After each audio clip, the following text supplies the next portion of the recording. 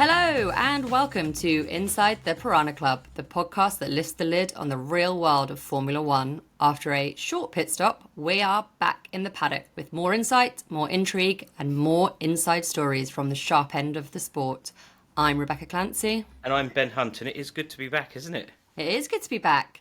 And this is the podcast that takes you beyond the headlines. It's into the conversations that matter with the people who know the game the best, as in us.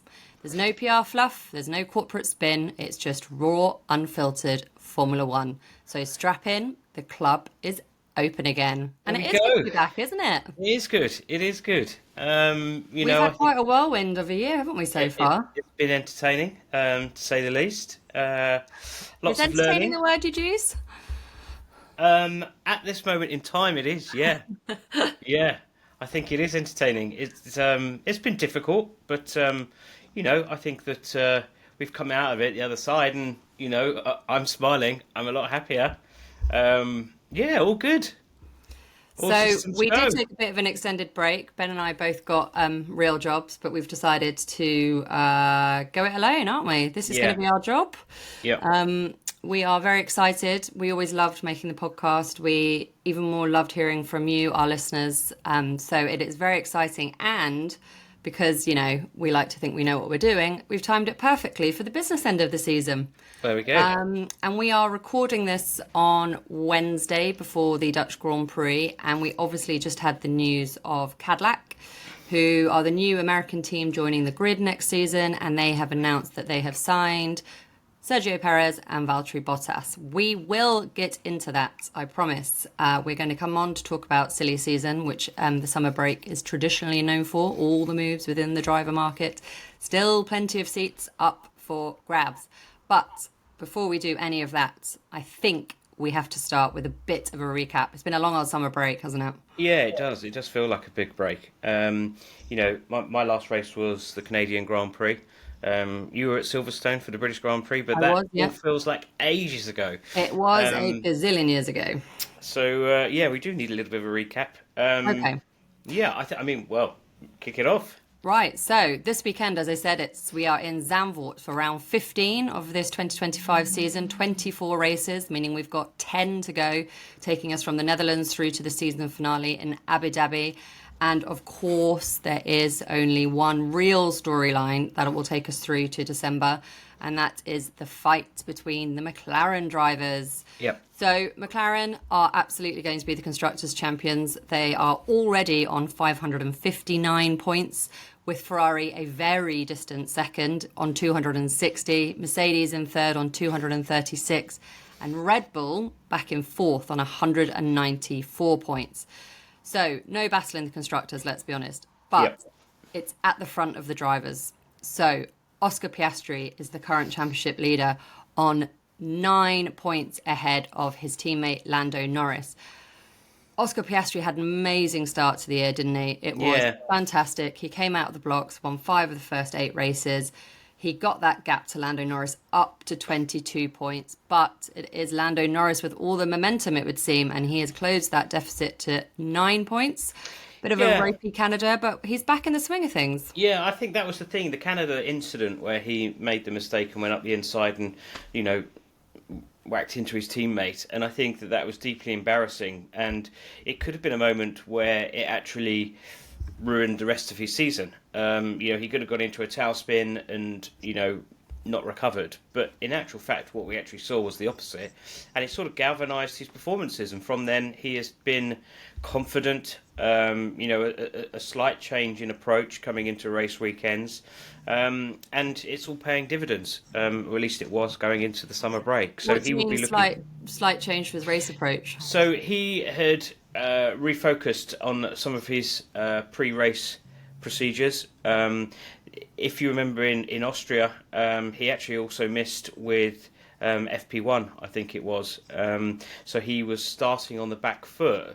But what he had done is, rather than focus on the negative of not being in the car for FP1, he just used that time just to settle in and then just make sure that he's hitting the ground running from FP2. So there was a little bit of a change in his structure to the weekend, but also psychologically there was a bit of a shift in how his team was working with him, not to put too much pressure on him, and that seems to be working. It's a change of mental approach, is what I was told. Just But how he he's needed working it, with the right? team. We've had this conversation before on this podcast many moons ago. Yeah, He's too hard on himself. yeah, that's Always too exactly hard what on it was. himself. Yeah, so it was about not punishing himself and just trying to be a bit kinder, and I think that is the approach that he needs to do. He's learning all the time, and the issue is whether he can sustain this going into the second half of the season. As we know, there's not much change from Oscar Piastri when it comes to emotion, and in terms of the mental game and everything that he's going to be looking to dwell on. To take advantage of. There's not going to be any give from Oscar, so it means that Lando's got to be stronger, got Do you to be think tougher. Lando's taken that on board? Because he is pretty ruthless, Piastri, isn't he? Yeah, I think he has. They know that next year is such a change with the regulations. This offers the best chance of winning the championship. It's a two-horse race, as we've obviously identified. And he wants to make it count. They both want to make it count because they don't know what's going to happen next year with regards to new regulations. It's interesting though, isn't it? Because Norris has been very open about his struggles with mental health. He's did an interview earlier this year with the Telegraph saying that, I want to prove that nice guys can win world championships. He's been so open and really exposed himself to his rivals. Whereas Piastri is a real closed book. I feel like we learn more about Piastri through his mum's social media than we actually do from speaking to Piastri. We do. I mean, there's no right or wrong answer. In life, there are people that are... I've got friends who I could spend a whole week with, just the two of us, and I could come away and not know any more than what I did going into that week away. And then there's other people who obviously just much more emotional, wear their heart on their sleeve. Lewis Hamilton's one of the emotional characters, and I'm sure we'll get onto him in a little bit. He kind of can't help himself in terms of expressing how he's feeling, which is totally fine. And yet there's others that are just, Kimi Räikkönen, total contrast, someone that would keep it all in and, occasionally he would give the one-liner, but generally quite a reserved person. Yeah, you do also have the men like my husband who never ask any questions. And so, how was your evening? Oh, I don't know. Yeah, they're fine. Which is always slightly annoying. Let's move on from McLaren because I think what's one final thing I wanted to say on it though was the headache that is coming Andrea Seller's way, the team principal, and Zach Brown, the CEO, because you have to manage these two drivers. So far, it has been very much McLaren first. It has been very much you are not bigger than the team, you are not above the team, but Constructors' Championship is where all the money is. That's pretty much wrapped up. The glory is all in the drivers. Yep. And so managing these two, keeping it clean, papaya rules, as they like to call it, I think that is going to be key. And that is going to be fascinating how that unfolds. Well, they've had 2 years at working at this now, haven't they, in terms of they knew it was coming. Zach Brown and Andrea Stella have been very open in the sense that they know that this coming together of these two drivers is going to happen at one point. It's inevitable. So I hope that they are well versed and they will manage it when they come to that point. I mean, it's going to be exciting for us as spectators, journalists, writers, as to what's going to happen. But the team should now be in a position to manage that situation when it comes. Yeah, it does seem like so far they've proven they can do it. So we look forward to that battle. The other front runners, we obviously have the McLaren pair. They've won 11 of the 14 rounds, so it's pretty much just scraps being picked up by the others. Red Bull's Max Verstappen has 2 wins, 2 very good wins actually, in Japan and also at Imola, and George Russell has the other one for Mercedes in Montreal. But it does look like Ferrari have the momentum. It was a stunning pole from Charles Leclerc last time out in Hungary. They look like they're going in the right direction, or certainly Charles Leclerc looks like he's going in the right direction. Let's talk about Lewis Hamilton, who I sincerely hope has found someone to give him a big hug over the summer break, because that was what he looked like he needed. I've never known a driver go into the summer break looking like they needed a holiday more than anyone than he did. I would imagine he's holidayed quite well. I think he's been in Greece, hasn't he? Yeah, he's a Greek got island. himself a nice yacht, and he's been having a great time by the looks of it. Him and his dog doing red light therapy. I mean, look, I think that anyone that underestimated the challenge of him going to Ferrari is realizing that now. It was a huge task to go in. We spoke about different cultures, languages, getting used to a Ferrari power unit, just generally how the team's operating. And in terms of the communication, there's so many different aspects to what he was used to at Mercedes and indeed McLaren. So, we're kind of seeing that all shake out now. I think it was a little bit unfortunate in the sense that Charles was also struggling at first. And of course, the other element was the uncertainty over Fred Vasseur's future as well. And, question marks as to whether he would be, offered a new contract. His contract was due to expire at the end of this year. We now know that he has been offered a new deal. He signed it. So that's a little bit more stability. And I do think that Ferrari will come good in the second half of the year. They do tend to improve over the course of the season. It just depends on how much they shift the focus to 2026 with the new rules and regulations coming in. That said, I think that they will still continue to push just because of the disappointing start they had at the start of the year. And I think that they would be looking to finish the season strongly to take that momentum into 26.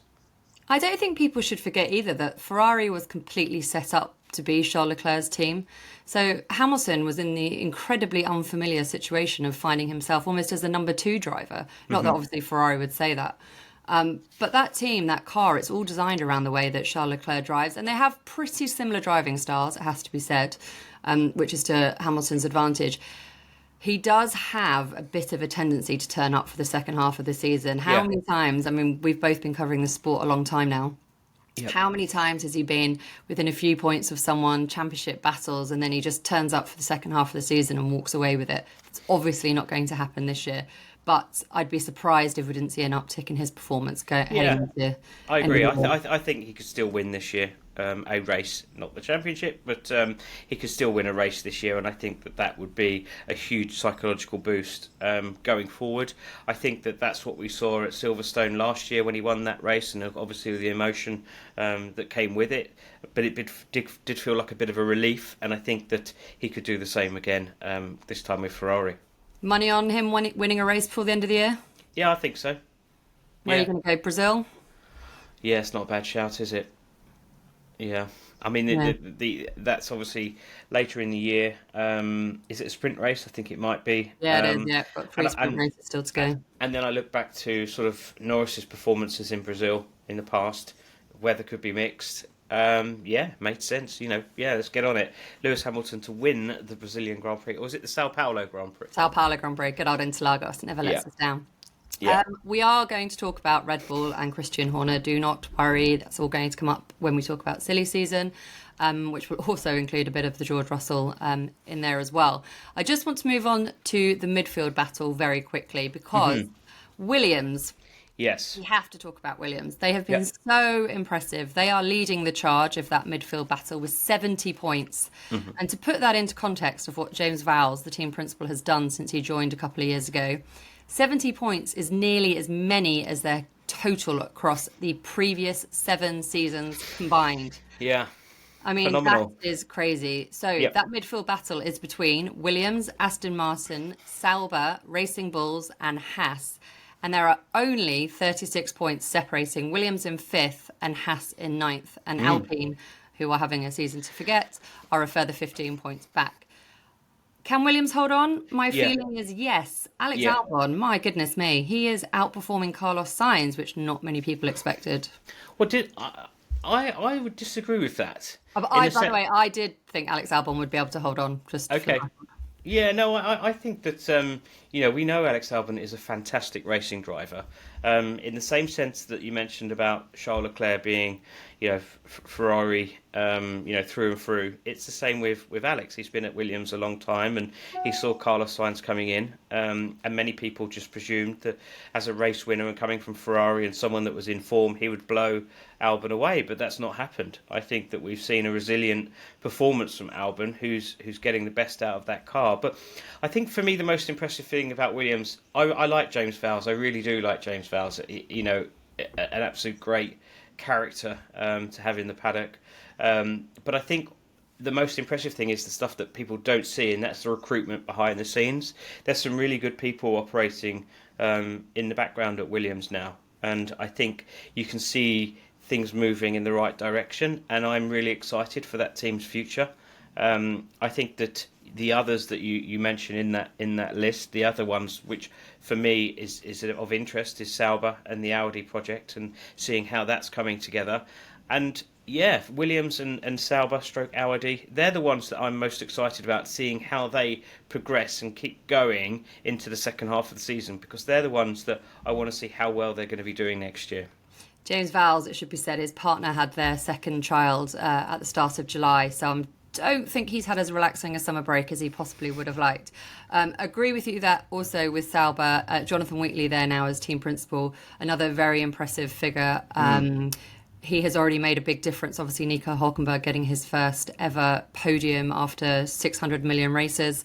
So he's obviously having an impact. Even you can see the way the kind of military precision, oh, that's a really hard word to say, military precision of their pit stops now. Yeah, he's enjoying it. He's loving it. Yeah, I caught up with Jonathan and James, funny enough, at Goodwood Festival of Speed, working for the old gig. And yeah, look, both top people, as I said before, but also getting back to Jonathan, I mean, you know, that move to Switzerland, he is absolutely loving life, and I think that it's coming through. He's lifted everyone in the team. A lot of that work was done by sort of the people before him. Mattia Bonotto had been recruiting, and you know, things are moving in the right direction. And he wasn't saying, you know, I've come in and everything's perfect now because I'm here. He was paying tribute to the hard work that had been put in before him. But of course, he's in that advantageous position of being there when things have gone right. But it does take a little bit of refinement, which is obviously what he's bringing to the party. They've obviously opened up a UK operation as well now, Sauber. So the idea being that they can attract the top talent from the UK without actually relocating them to Switzerland if no one wanted to move that far, be away from their families, etc. So everything's all set up, you know, for quite a successful project. We talk, don't we, a lot about rookie drivers coming in, but actually I think some of the most interesting changes recently in F1 have been these new team principals coming in and seeing the new approach, the cultures that they're bringing with them, obviously the enormous amounts of expertise that they have from being at championship winning teams. James Vowles was obviously at the championship winning team of Mercedes when it was dominant. Jonathan Wheatley spent 20 odd years at Red Bull. And has been through plenty of periods of dominance. So it's really fascinating to see how that all plays out. Right, let's look at the rest of the season, because the European leg is nearly over.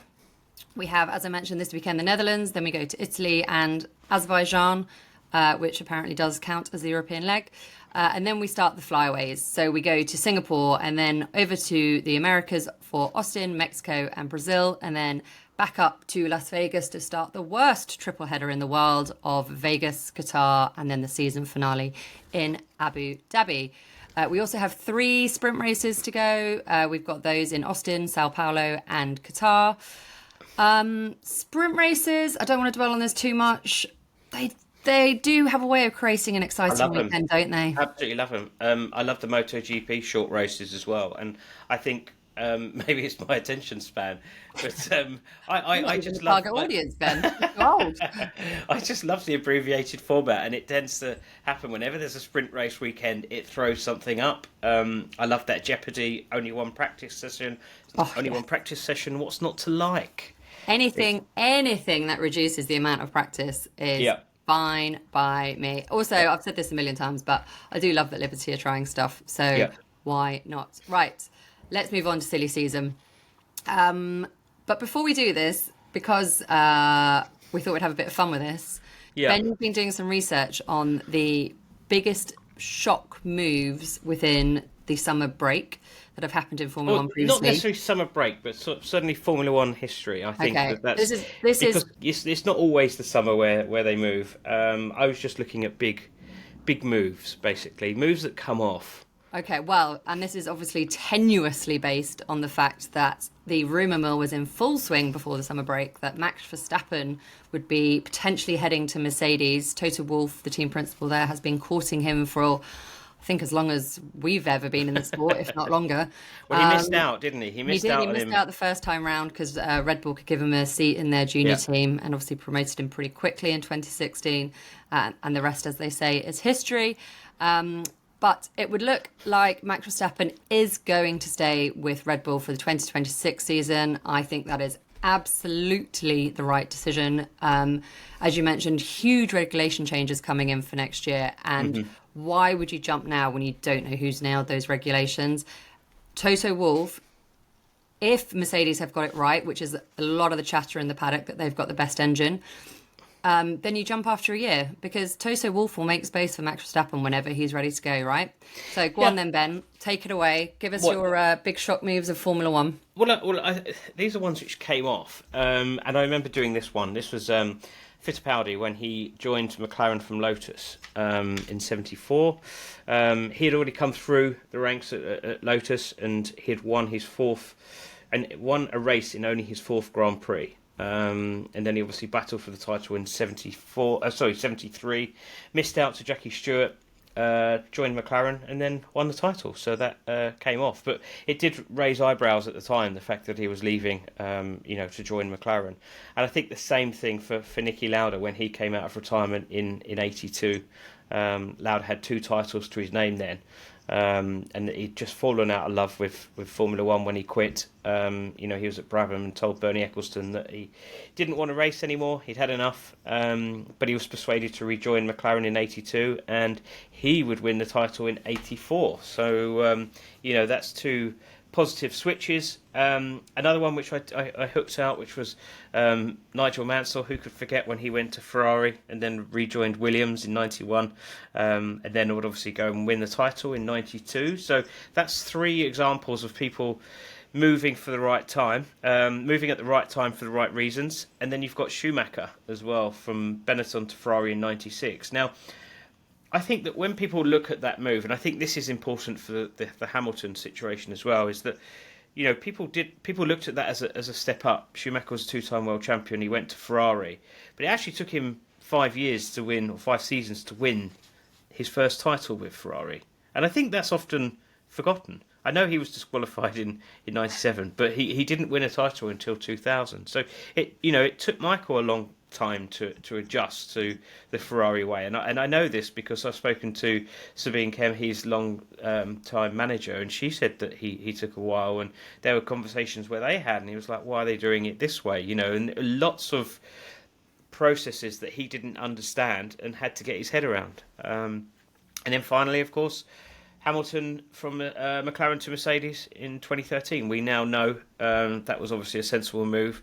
I remember writing at the time why, and I kept using the phrase misfiring Merc because they were just having such a disastrous time, and he had quit regular winners in McLaren because at the end of 2012 they had won the most cars. They'd won the most races in that car, Jensen and Lewis, and I just couldn't understand why he was moving teams. And well, that shows you all I know, because everything went right. Ferrari as well.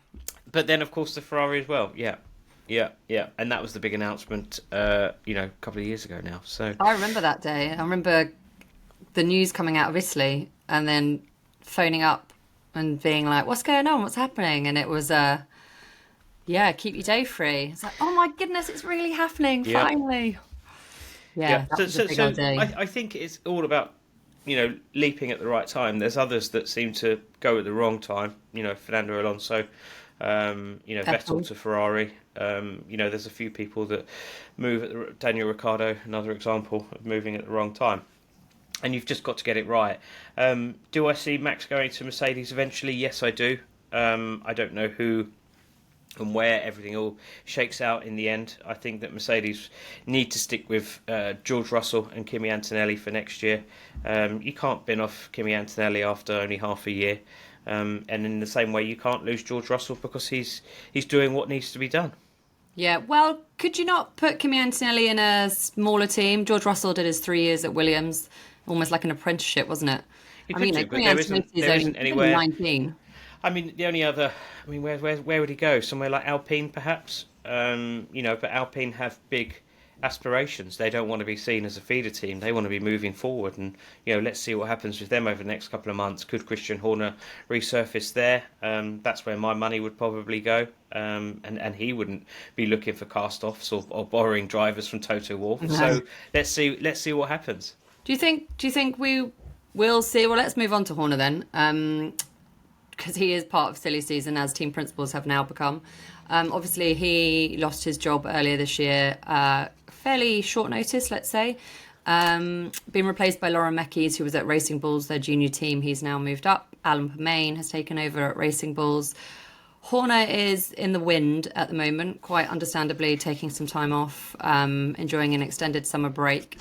So you think Alpine? A lot of chatter about Cadillac, but I think Graham Loudon's pretty much settled in there now, hasn't he? I don't think that Cadillac would probably be the right fit for No, I don't Christian, think if so. I'm honest. I think that Cadillac have their way about going about it. They needed someone to set up a team, and Graham Loudon's experienced at setting up a team. I'm sure that eventually they will be looking, and they will be looking to run it themselves from Fishers in Indiana.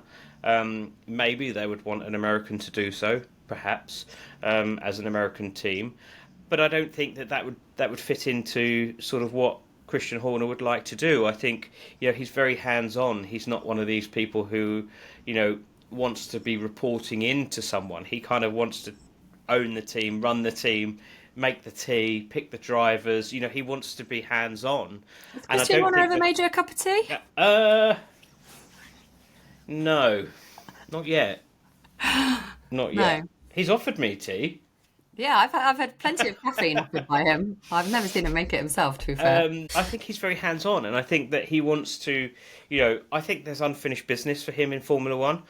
A character like him kind of going out the back door doesn't feel right. I think it that doesn't. he can still bring so much to a team. He's still young.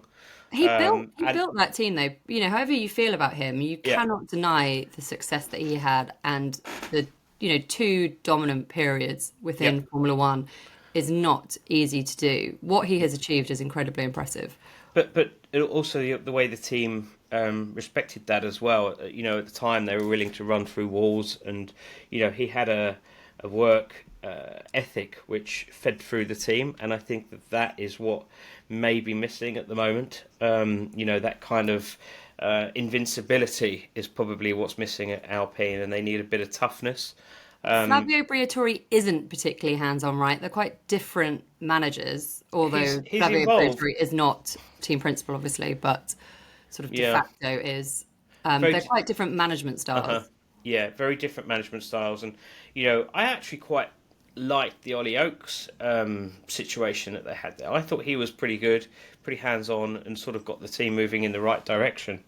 Well, that's quite similar to the Sauber setup, right? With Jonathan Wheatley and Mattia Yeah. Bonotto, that kind of, and also McLaren with Zach Brown, and although Zach Brown does all the marketing and all that side of it, and commercial, and then he just lets Andrea Seligan on with the day-to-day, whereas we all know Christian Horner likes doing everything. Yeah, exactly. It's different management approaches, but I think that the way that I look at Alpine is kind of, and I don't mean this disrespectfully, but it's almost like a plucky startup, and that everything's been restarted, and that they're going from scratch, and they need someone to go in there and lift it, build it, move it forward. And I think that's why, for me, it makes sense for Horner to go in there, but as potentially a part owner, in the same way that Yeah. Toto Wolff is part owner of the Mercedes team. And that was always the rumour, wasn't it, that actually Horner wanted a stake in the team. Who doesn't want to be a billionaire, apparently? I think he just wanted to be, he wanted to be in charge of the team, in terms of the Red Bull operation, whether that be Red Bull Racing and the B team, Visa Cash App RB or whatever we want to call it, ATM cash Toro machine. Rosso, and he wanted to be in charge of that operation. And I think that's where the forces were at play, and Austria obviously wanted more control in running the team. And he wouldn't have to move very far because Alpine are based in Enstone, which is not This a is million true. miles from where he lives. This is true. Right, let's stick with Red Bull then, because they are one of the teams who have a seat available for next year. Yuki Tsunoda is feeling pretty confident with Lauren Mekies coming in, knows him very well, knows how fast he is. Not exactly translating to the track, shall we say. Every second driver ends the same way, it feels like. So what happens with that second seat? Do they promote Isaac Hadjar, who for me has been the rookie of the season so far? Been very impressive. Young French driver, has been very consistent after a bit of a ropey start, but after that, very good. Does Liam Lawson get another shot back at the top team after a fairly brutal 2 races before he was booted out? What happens there? I think that you stick with Sonoda for next year. I think that you've got to back these people. You've got to give them a little bit of time. There's no point keep chopping and changing. And for me, he is making improvements. And like you say, he knows Lauren Macias. So for me, that would be a sensible choice. In terms of the other seat, in terms of the other team, I'm quite excited for Arvid Lindblad. I think that seeing someone like him come in would be good. And if I had my pick, probably, I don't know. I'd have to see how the rest of the season goes. Who are you booting out for Lindblad? Another Brit, it should be said. Yeah, indeed. But I think that I would like to see him come in, and it depends on how well the other two at the end of the year. If Hajar continues to perform well, then he will have deserved his seat. But if not, maybe Liam Lawson makes way. Which you are more brutal than Helmut Marko. Listen to me, but I don't think that you can stand in the way of young progress, and I think that is why I'm excited to see another Brit on the grid. Brit bias, as they say, but I just think that his record is fantastic. Yeah, he is impressive. He had a good run out in FP1 in Silverstone as well. He did, yeah. So I think that's where I'm probably getting at. It's the best of the 2 RB drivers retains their seat, and then I'd like to see a promotion for Lindblad. Okay, so 3 doesn't fit into 2, so it's going to be a bad end to the year for someone. Let's move on to Alpine, who also have a seat. Who will be partnering Pierre Gasly? Oh, I don't know. Another brutal year. Jack Doohan started. Yeah. Then Franco Colapinto came in. We have Paul Aron in the wings, waiting to come in as another youngster who is very exciting. Yeah. That is quite an interesting one. Maybe Briatore is on the phone to Horner now, finding out what's going on. I liked the Estonian Paul Aron. I thought that he was hugely impressive during the test in Abu Dhabi at the end of last season. I think that he's served his apprenticeship, and I think that he deserves a bit of a run in the team. That's who I would pick. That's who I would partner with Gasly. You are brutal today. So Jack Doohan. I'm not brutal. I'm just telling you how I feel. 5-6 races. Yeah. Well, look. Never to be given a shot again. No, I didn't say that. I mean, the beauty is that you can swap these drivers in and out. I just want to see Aaron being given a little bit more time. Yeah. Well, I tell you who's had plenty of time. Sergio Perez and Valtteri Bottas. Don't you love my ways? There you go. Cadillac have announced them as their drivers for next season in a surprise to absolutely nobody. Yeah. They've obviously gone for experience. You can hardly blame them. Both very strong number 2 drivers. Not that either of them will like me saying that. I'm sure they're not listening. So where do Cadillac go from here? Sergio Perez's stock has risen since he's not been driving. And he's probably delighted at the fact that no one seems to be able to drive that second Red Bull. Valtteri Bottas, super nice guy. Yeah. I think everyone's very happy to see him back on the grid. Not saying Perez isn't, by the way. I just know Bottas a bit better. Very nice guy, very fun. I'm sure Netflix are absolutely delighted as well. He will bring a lot of energy to that team. He was part of that very successful Mercedes team. I think he won 5 of those Constructors' Championships. He was integral to many of Lewis's championships and to Mercedes winning. Absolutely solid driver. Perez, I'm not sure I would say go quite as hard. Did what he needed to do in what was a very dominant car in the 2 years that he won the Constructors' Championships at Red Bull. Kind of fell off the boil, I would say, in the final years with them. Always amazed me that they gave him a 2-year extension when I wouldn't have even given him one. Now you're being brutal. See, I've never been the biggest. I think Perez is overrated. I think there you go. I've said it. I think he's good. I think that he has an ability to do well in an understrength car, which is why he lends himself perfectly. Yeah, I do. I think that when he was driving for Sauber, well at Red Bull when Red Bull were good. He was good at Sauber. But when that car was not quite on form, he couldn't drive it. Yeah. But then no one else has been able to drive it as well. But what I would say is he was impressive.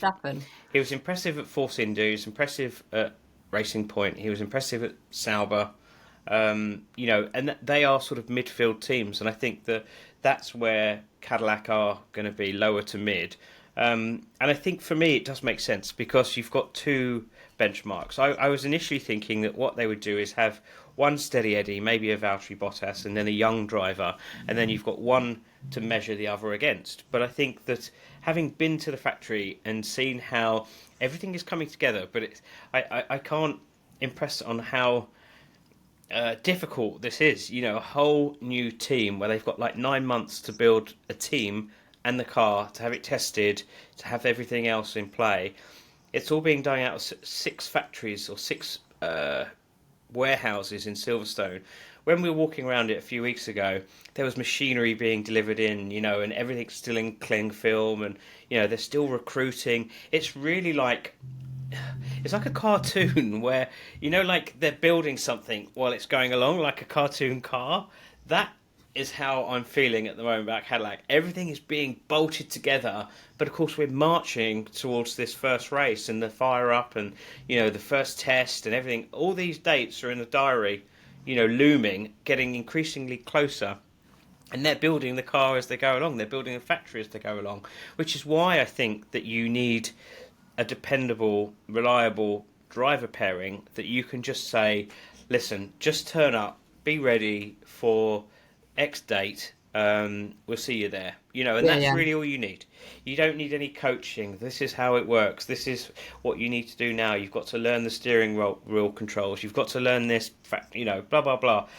They've been there, they've done it. They're literally like if the simulator low isn't quite hassle. up to scratch, they know the tracks. Exactly. Yeah. There's none of this holding hand process, and I think that's why it makes sense. They're kind of, it is the experience, but when they've got so many other things to worry about and to put together, so many moving parts, that having some stability in the form of the driver pairing makes total sense. And they are low maintenance, low hassle. They will bring you hopefully points and feedback.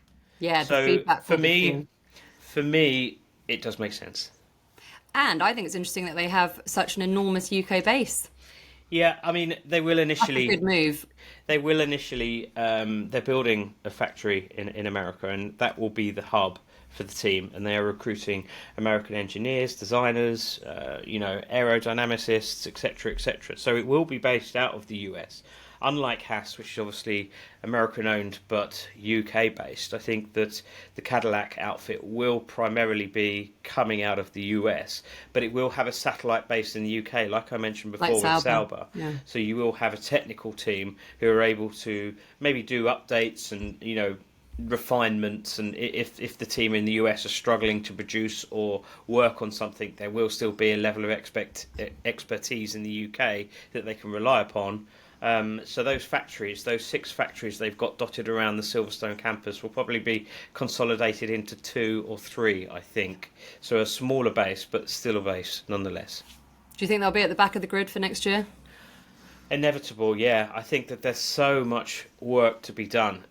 It's such a good project and a really exciting project, but the task is huge. Yeah. Like 9 months or so since they got the ratification through from the FIA saying, right, okay, finally we're going to let you allow, into F1. Welcome. You can join Formula One. By the way, season starts in March, and you've got to build a car, do all the crash tests, source the engine, the gearbox, recruit all those staff. How many staff? 600 to 1,000 staff. Yeah, and the rest, yeah. And then you've got to start all your, where do we get these rubber grommets from? Where do we get these from?